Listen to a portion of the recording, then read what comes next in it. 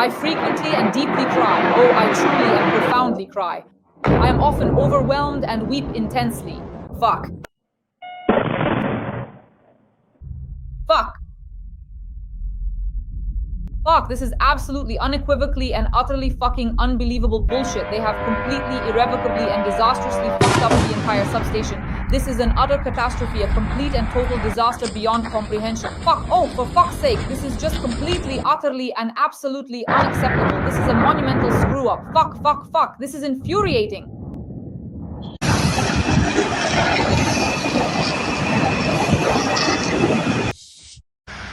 These first 2 barrels, they flew out right away. Got it?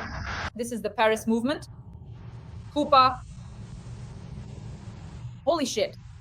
Lightning, friends, on November 28th to 29th, and throughout the night across Russia, it exploded in several places at once. Fuck. Fuck. Telephone. Explosions at the Baikonur Cosmodrome. Russia's only launch site for sending humans into space was attacked and blown up. These are people who care. A powerful explosion in Grozny. A military town of the Ministry of Internal Affairs was blown up. The barracks are on fire. Akhmat to the north. Ramzan Kadyrov is furious. Saratov and the Engels airbase were hit. The area where the Tu-95 strategic bombers are based. Oh, how beautiful. Oh, fuck. Nuclear bombers have been attacked. A series of strikes in Crimea. Facilities near the Saky power plant are on fire. Widespread blackouts. Air defense systems and a hangar with Orion and Forpost drones have been destroyed. New explosions near the military airfield in Taganrog. We are analyzing the situation and the consequences of these strikes with well-known military analyst Roman Svetanov. Greetings, I wish everyone good health. Roman Evgenievich, let's start with Grozny because it's been a long time since we attacked the power center of Grozny. It was reported that we blew up the military compound of the Chechen Ministry of Internal Affairs. The roof collapsed, barracks are burning, and there are detonations on the territory of the Akhmat-Sever regiment. As I understand it, there were explosions at 2 sites. The National Guard military compound in the Baikonur district of Grozny and facilities in the Shatoysky district. According to residents, there is significant damage there. It turns out we broke through the Chechen air defense and attacked the most heavily guarded part of the city, the infrastructure of the Ministry of Internal Affairs, the National Guard, and even Ramzan Kadyrov himself. What do you think? Well, most likely the local resistance did help after all. The thing is, the Ichkerians, well, they support the Republic, the Chechen Republic of Ichkeria, not Kadyrov's regime. And naturally there is support across the North Caucasus. There is also support for our efforts to destroy Russian military facilities in this region. Both Ingush and Dagestanis are helping as well. Recently, drones have entered the North Caucasus, reaching as far as the Caspian flotilla. So basically, this is already a well-trodden path for us, I would say. The strikes on military targets will continue as soon as we have enough drones, and now they are already reaching their destinations. We can already see that Novorossiysk is not far away. Once they cross the Black Sea and the mountain ridge, they move on to the northeastern Caucasus, reaching even Ingushetia, specifically Kadiri, at least for now. I think this issue will be resolved. The Russian National Guard, what are the Kadyrovites? This is the Russian National Guard, meaning these are barrier troops that perform purely gendarme functions, although some Kadyrovite units are also present on the front lines of combat. So they are involved both in active combat operations and in crucial barrier functions, essentially pushing their own people to carry out extremely suicidal combat missions. So this is the overarching general mechanism for precisely how Russian law enforcement is typically utilized. The National Guard in particular is an integral part of the broader law enforcement system structure within the country. As for the Saratov region, as I understand it, a number of sites were attacked there. Not just the Saratov oil refinery, because everyone has already seen the footage today. There are explosions, detonations, and the screams of the occupiers being shared. But as I understand it, the Engels military airfield, where the enemy's strategic aviation is based, was also involved. Let's start with the oil refinery, and then we'll move on. The old cracking plant, which has already been hit multiple times by our long-range strike capabilities. Why is it important for this particular reason?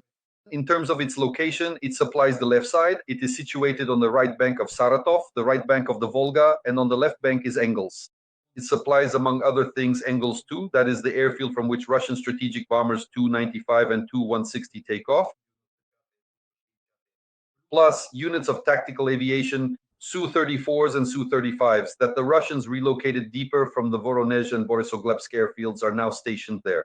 In other words, they moved them about 600 kilometers away. It's called a sin of supply. But this sin in the form of our Magyar reached even there. Good evening, we are from Ukraine. Well, maybe someone from Hungary too.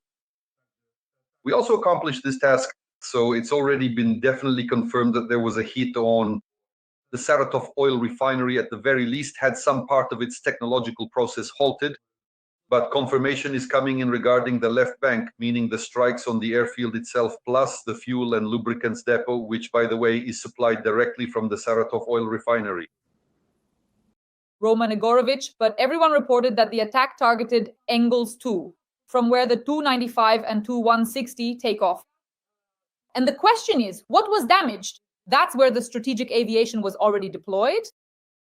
But at the very least, a huge amount of technical equipment was hit. That is, they're trying to target the special engineering service crews who prepare the missiles. The aircraft themselves say in a squadron, those Tu-95s or Tu-160s are basically just hangars with wings. The real problem for us is that these hangars can lift missiles into the air and launch them at us. And this is a big issue for us and for the Caspian region as well, because some of the missiles are launched over the Caspian. Mostly they go off course, but some of them fall there. So for us, the real problem is, of course, these missiles. There's this SII, the Special Engineering Service, and they try to take it out again. We'll see, because there aren't any confirmations yet. I think the General Staff will confirm the strike within a few days once they've decoded the operational control data. Roman Grigorievich, where is the warehouse for these missiles that the strategic aviation uses for launches? Can it be attacked, destroyed, or at least heavily damaged? That's exactly what happened. The thing is, our security service of Ukraine, about 6 months ago, I can't recall the exact date right now, damaged exactly that site, and up to 100 missiles were damaged there. They were caught right when the planes were coming in, and IL-76 for unloading, and AN-12 plus trucks were arriving and unloading missiles, specifically at this SIS, the Special Engineering Service.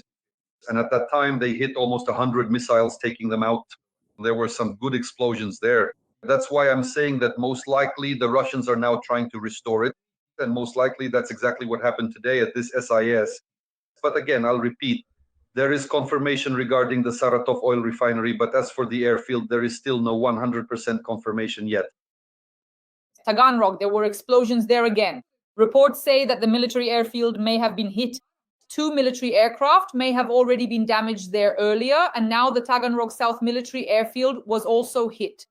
Roman Grigorievich, what is located there and what could we have attacked? The airfield itself belongs to the Beriev Aircraft Company. In other words, this airfield and the new production facilities of the association, the so-called aircraft plant, are a single entity. It's a large area. Obviously, the airfield itself is very big, but it's connected to the overall complex. Naturally, it's difficult to cover the entire area all at once. You'd need to send hundreds of drones and dozens of missiles there to completely cover the airfield. That's why our specialists are working step by step. First, they targeted the A-50 and A-60 aircraft directly. Sorry, the two plane. And now there's confirmation of a hit on the hangar itself, where a Tu-95 was also supposed to be located. Plus, they should have at least 3 more Tu planes undergoing maintenance there. That's why I think they're trying to pinpoint exactly where they are, in which hangar they're located. There are a lot of hangars, and frankly, it's not entirely clear. The ideal option, of course, is to take them all out. That's exactly what our drone forces and missile troops are working on right now. Last night was pretty crazy when it comes to military airfields, because the Saky airfield in Crimea was also attacked. They wrote that we attacked the drone storage site. What was reportedly hit? Several air defense assets, specifically a Panzer S-1 and a Tor M2, were destroyed, as well as a hangar where Russian Orion and Forpost drones were stored. Nova Fedorivka didn't sleep. The area around the airfield was filled with gunfire and explosions. Roman Yegorovich, the floor is yours. The thing is, they weren't Russian. The thing is, the Forpost is an Israeli drone. It was the Israelis who built a factory for the Russians long before the Chinese built their plant in Alabuga, in Izhevsk, for the production of Geran drones. The Israelis built a factory in Russia to produce Forpost drones. It's an expensive machine costing several tens of millions of dollars, a heavy drone that the Russians use in several roles. As a direct reconnaissance drone, as an artillery spotter, and as a strike drone capable of carrying a combat payload. So it's a rather large-scale drone, I would say, with a broad Israeli spirit, which the Russians have been using for about a decade now during military operations on Ukrainian territory.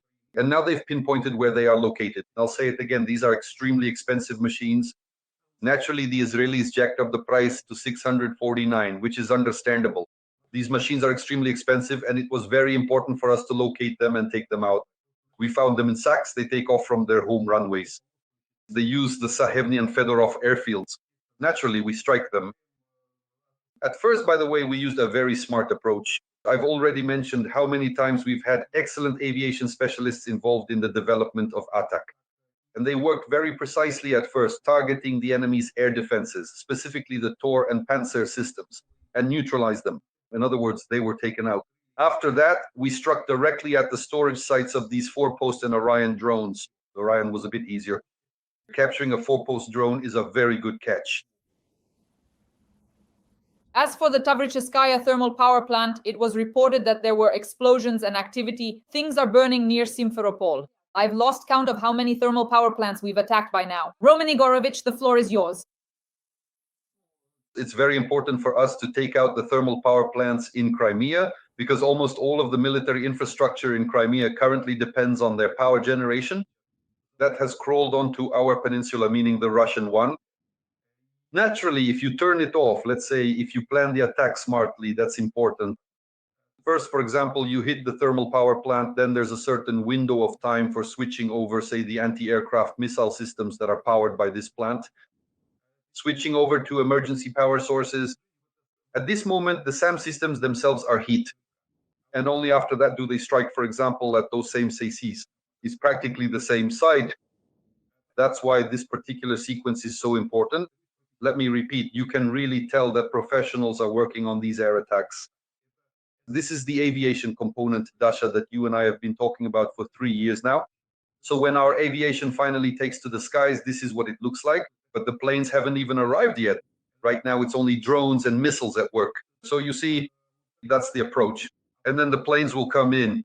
When the planes start flying over Crimea, when they begin dropping free-fall bombs on Russian military targets, that's when, once again, we'll say, just as we've been saying for 3 years now, that all Russians who came to our Crimea, all those creatures with Russian passports in their pockets, will have to paddle out of there any way they can. Crawl, swim, or dog paddle. Roman Legoka, regarding occupied Crimea, we attacked the Yadobrom chemical plant, which produces chemical products as well as titanium and stainless steel equipment for chemical industries. To what extent is it involved in Russia's military industry? It is directly involved, though perhaps not purely in industry, but specifically in lowering the libido of the Russian army and most likely all of Russia. We've already talked about this. We've already joked about it on this topic. For Russians, nothing has changed. They keep dosing all this Russian rabble across the country with bromine. And what's most interesting is that as soon as they crawled into Crimea, they immediately restarted 2 factories that had been shut down. Bromine production near Krasnoperekopsk, and then the toxic bromine plant, which was hit. A few days ago, we struck Krasnoperekopsk, targeting the bromine facility. And now we've also hit the toxic bromine plant. Just imagine to what extent our commanders are, so to speak, highly humane, so concerned about the health of the Russian nation. Well, that's about it. So now, I don't even know what women in Russia are going to do, but at the very least, they should buy a bottle for our generals, who are primarily destroying these so-called bromine enterprises, thus ensuring women get at least a bit of happiness once a year. Roman Igorovich, well, that's a bit cringe-worthy coming from the great geographer of the Russian Federation. So yesterday at the press conference, Putin made up battles in a non-existent Ukrainian city called Komsomolsk. I immediately started looking for Komsomolsk on the territory of the Russian Federation. I don't know, I'm 100% sure it exists there. So maybe he meant that it was the Ukrainian armed forces who liberated Komsomolsk. Just explain it to our audience, just so everyone understands everything. But the thing is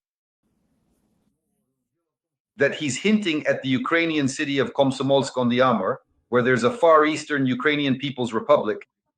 That's what he's hinting at, because we captured it 100 years ago. About our tens of thousands of Ukrainian citizens, mostly residents of Poltava and Chernihiv regions who relocated to that Sinicized area out there in Transbaikalia. Of course, there was a city that used to be called something else, and then it was named Komsomolsk on the Amur. They probably just made it up. So Putin went there. Well, let him learn his lessons. As for me, I'm like the Pope. I can swing the censor around, but honestly, I don't know much about this topic. I'm an agnostic myself. And Putin is just the same when it comes to geography. He just goes wherever, and no one has told him yet that the Earth is round. He still thinks it's flat, so to speak. Judging by his height, that's definitely the case. He still hasn't taken off yet because his problem is purely with geography, nothing more. And Komsomolsk on Amur is a Ukrainian city. Why? Because every other person there is a Borodenko, Kovalenko, or Dmitrenko. We've already talked about this with you.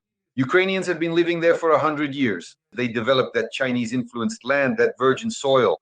And eventually, the Far Eastern Ukrainian People's Republic will make itself known. When the Russian Federation starts to fall apart and dissolve, believe me, the FEUPR, our Ukrainians, in the end, they will reunite with their motherland, Ukraine. And as for this buffer, Russia, as it's called, will just throw it away like something used up.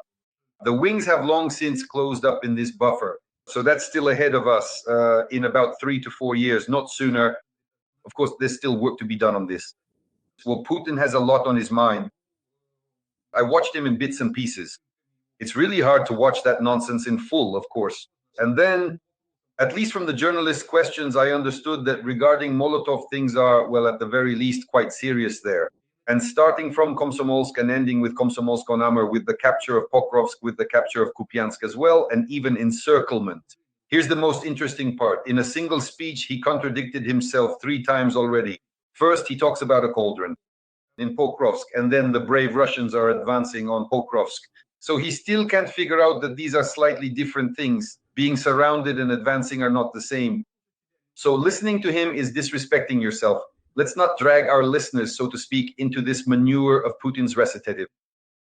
Roman Grigorievich, the Southern Defense Forces have stated that the armed forces of Ukraine have regained control over the situation and stabilized the front in the Huliaipol area of the Zaporizhzhia region. I'd like us to discuss this together. Well, to be honest, the situation there was very difficult, extremely difficult. We've talked about it with you more than once because of the insufficient troop density. But that's not the only issue.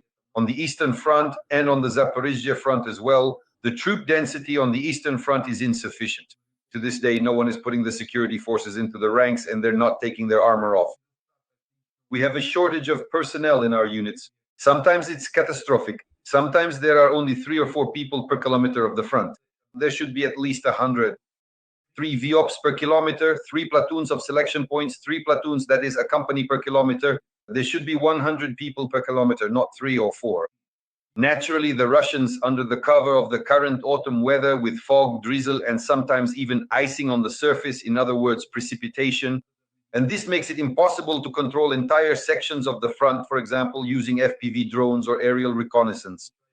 They take advantage of this, crawling through, pushing forward, and sometimes, interestingly enough, even with vehicles. It's clear that the Russians will now use this direction, having sensed our weakness in certain positions, and will make it their main focus. They might even abandon, or if not abandon, at least shift their focus from advancing along the arc roads towards Zaporizhzhia, specifically through Huliaipol. It was an extremely dangerous situation. At least 2 companies, maybe more, were pushed back. Although now, in terms of personnel numbers, these 2 companies or 2 battalions might actually amount to just 2 squads, if you count them properly.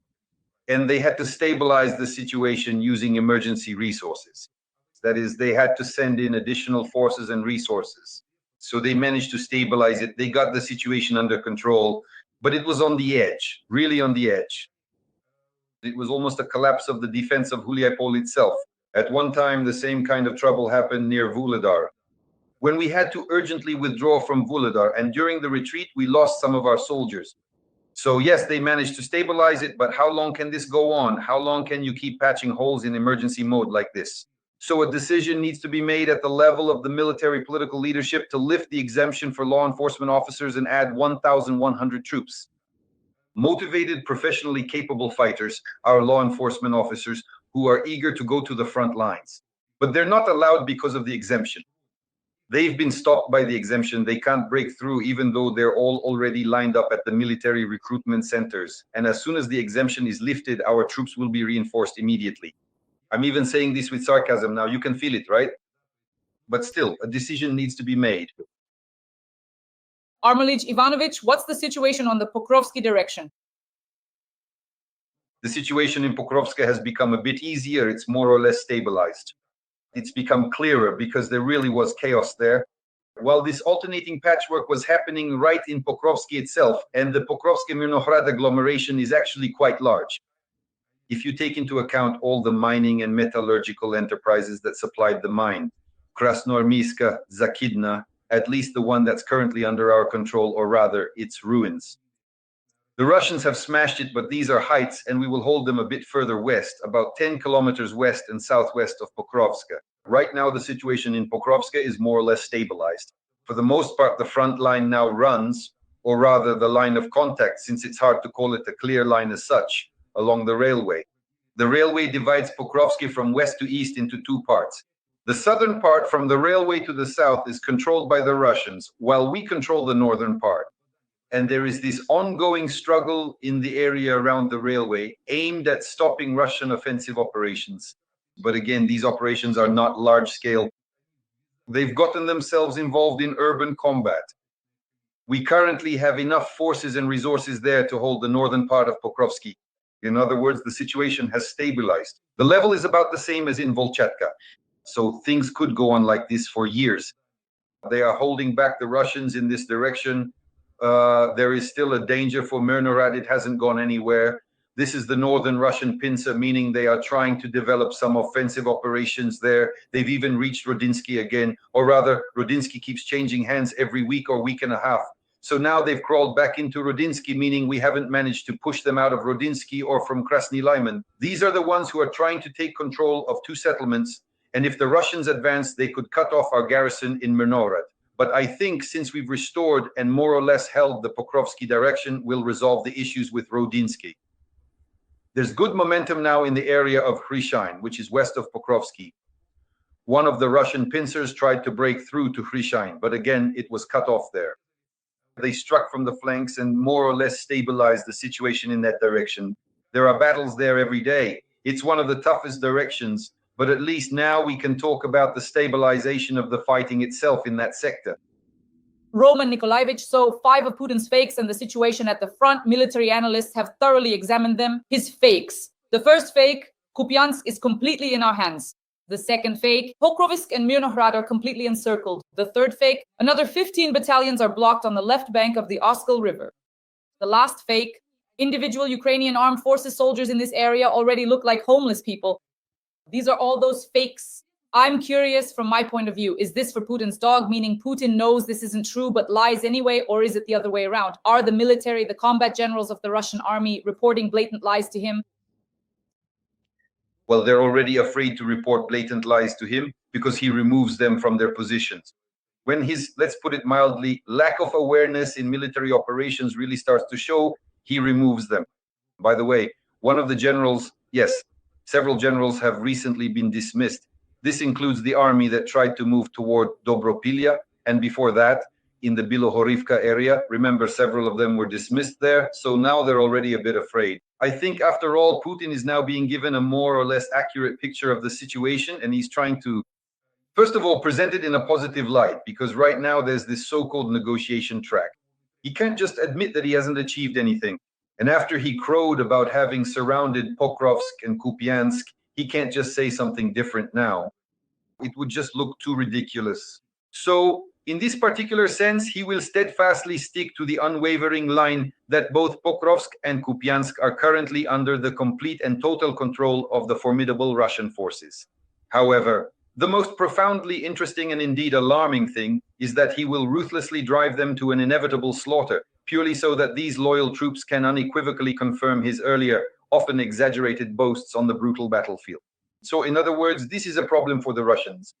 They've now become hostages to Putin's bluster. And of course, they're being pushed hard in Pokrovsk and sent to slaughter in Kupiansk as well. And in Kupiansk right now, by the way, the situation for them has become even more complicated. What Putin says about our battalions supposedly being trapped or pinned down on the left bank and so on, they're actually in a better position than the Russian troops on the right bank. Why? Because they have well-established and efficient logistics chains. We control the crossing near Kupiansk on the left bank. Kupiansk is a key junction, so we are holding Kupiansk junction on the left bank and they can't get close to it. There are very few dangerous directions there. The left bank is quite swampy, well, watery, let's put it that way.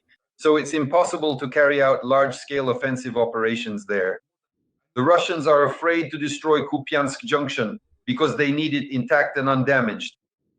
With MLRs, for example, or long-range artillery, they need it preserved as a so-called railway hub, a sorting station, which is why it's called Kupiansk Junction. A railway line comes in from Valuyki in Russia, and 3 lines branch out to the Luhansk, Kharkiv, and Donetsk regions.